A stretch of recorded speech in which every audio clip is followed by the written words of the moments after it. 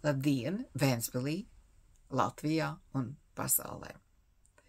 Ir pavasars un maijs, un ko es atcerējos?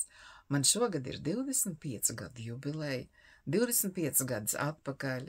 Daklis avots man aizveda uz Elizabetes ielu, un tur man iedeva anketu, lai uzņemtu dziednieku asociācijā. Pagājušā gadā es to anketu atradu, neizpildītu un iemetu ugunī.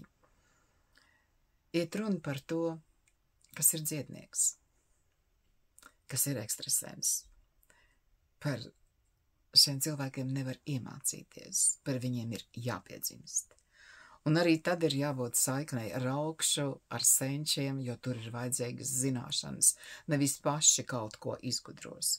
Un noteikti jābūt zināšanām medicīnā. Jo citādāk, kā var cilvēkam kaut ko stāstīt par viņu ķermeni, tad būs tā kā agrāk. Tur tas lāsts un tas tev to uzmets un šito. Nu vispār jau vajag regulāri skatīties spogulī un godīgi ar sevi runāt. Man arī šodien bija zvans. Man māsa no Anglijas zvanīja. Viņa lika prasīt meitas slimnīcā, vai tur insults. Es saku, prasiet ārstam un ticiet ārstiem. Mums tiešām nav slikta medicīna. Un viņiem vajag ticēt. Vajag uzticēties cilvēkam, kas to saprot. Un šodien ir tā, ka cilvēks pats sev negrib uzticēties. Bija ērti pandēmiju vainot, potes vainot, un pilnas kapsētas vīrieši, te 50 un 65, šoziem šokē tantes, kas uz kapiem aizbrauc tagad pavasarī. Pilni kapi. Potes vainīgs, Covid vainīgs. Nē, smēķēšana, alkohols un rība. Slinkums arī. Un dusmas arī. Un reku rezultāts. Kāpēc šodien tie onkoloģijas cipari tik lieli? Tur jau arī dusmu daudz. Naids pat ir. Un visvairāk jau starp tuvākiem. Svešiem, jo praktiski ir vienalga. Kas mums ir jādara? Nu, protams, jāmīl sevi. Jāpārstājas izties kā muši pa tūti. Un ir pilnīgi vienalga, ko dara citi. Jums ir svarīgi ievērot kārtību, režīmu savā dzīvē, regulāri ēst.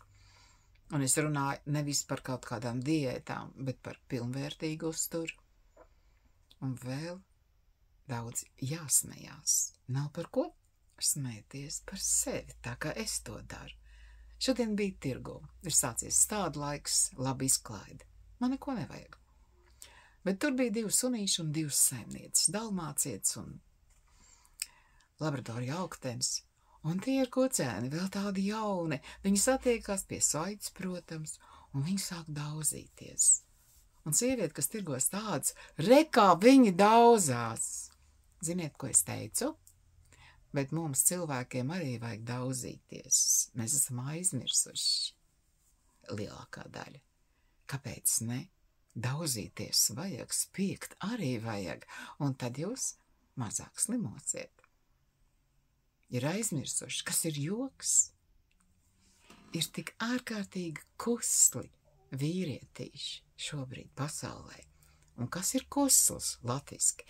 Nu, kusls salīdziniet, tas ir tāds tikko dzimis žurkulēns, pliks un akls un kusls. Tikai sūds maltas piena un vairāk neko. Tas ir kusls. Turpmāk, laiku pa laikam, es jums izskaidrošu, ko nozīmē šie latviešu vārdi. Mums nevajag angļu, mums nevajag krievu, mums ir pašiem sava valodiņa. Kamēr mums būs sava valodiņa, tikmēr būs mūsu valsts un tikmēr pastāvēs mūsu tauta. Ata!